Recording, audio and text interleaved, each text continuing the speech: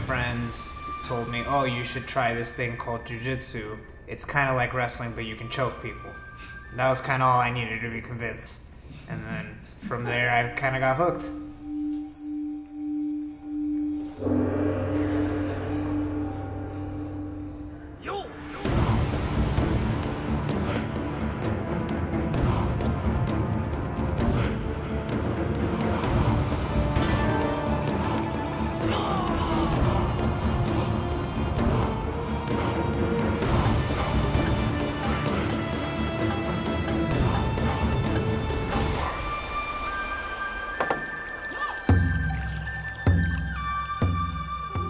My name's Carlos Florez. I was born in Caracas, Venezuela, but I grew up in Miami, Florida for the most part.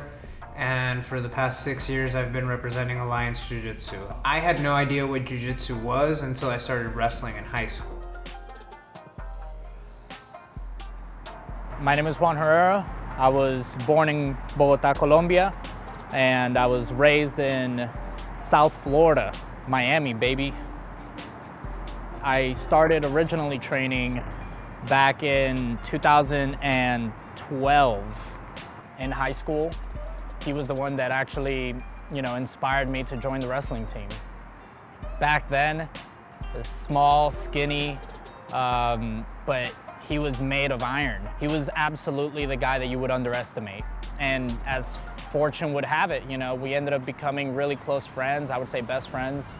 My very first jiu-jitsu match was in 2010, November of 2010. It was at a Naga in West Palm Beach. I had been training for like 4 weeks jiu-jitsu and wrestling for like 3 months probably.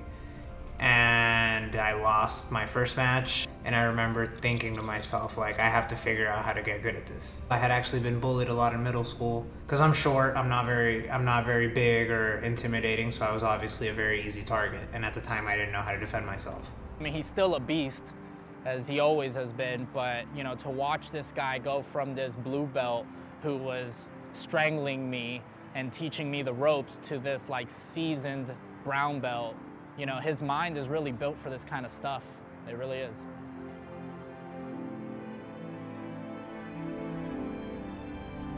I know that you've sustained some pretty bad injuries. Can you describe a few that kind of stand out in your mind? I broke my arm twice in the span of 3 months. That's probably the one that sticks in my head the most. So at first it was just a hairline fracture in my radius, and I was told to rest for 12 weeks and then ease my way back in. So I rested for 12 weeks, but I didn't follow the second part of it, which was easing my way back in. I started training as hard as I was training before as soon as I got back on the mats. So my arm broke again, and they had to operate on my forearm. So I have, between my ulna and radius, basically, I have 2 rods holding them together, and they start just behind my wrist here, and they run all the way down to my elbow.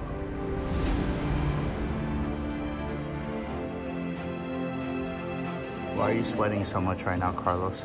Because when I showed up to the tournament, I was about a pound and a half over. So I had to throw on some sweaters and get a workout in before my division starts so that I could be on weight.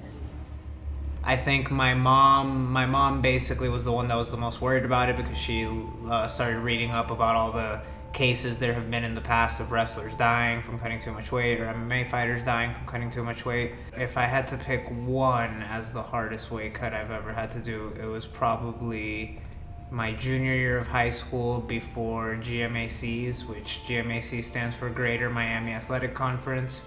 It's one of the bigger tournaments in the Miami area, and I cut about 21 pounds in 5 days for that tournament. We were waking up at like 6 in the morning, running 2 to 3 miles before school. And then on top of that, I was going to wrestling practice with a sauna suit on. So like a layer of plastic that sucks the moisture out of your skin. And we did that for 3 days straight, nonstop, surviving on like 8 ounces of water and like 3 grapes. Fucking nuts, man. And then the night before the weigh-in, I had to spend like a solid 2 to 3 hours cutting weight, alternating between the sauna and the treadmill. There was a moment in the sauna where I think on the 3rd day, we only had a few pounds left to go. And I looked at him and I could feel my heart literally beating out of my chest in a way that I thought I was gonna have a heart attack. And I just see Carlos fucking like a zombie, staring straight at nothing, just enduring it.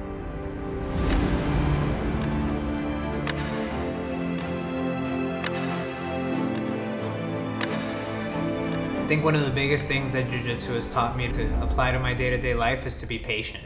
Because I'm naturally not a very patient person. Like, I hate sitting in traffic. I hate when things don't happen immediately when I want them to. The lesson that I did learn from Carlos to endure and to just find a way to win. There's always a way. And even if you lose that match, you can come back and win next time. And he was one of the first people that really made me believe that. But in jiu-jitsu, a lot of times, you can't move when you want to move. You have to wait for the right opening to come, or you have to wait for the right situation to be able to escape or to create a position. So I feel like a lot of times now in life, when I'm really frustrated, I think back to any one of the times during training that I'm stuck in a really bad position and I have to wait it out or stay calm until I find the right escape. So what advice would you give someone who would want to start training jiu-jitsu? That the best time to start is right now, and the second best time to start is tomorrow. I think one of the most interesting things about this whole journey is that you never know how someone's story will impact your life.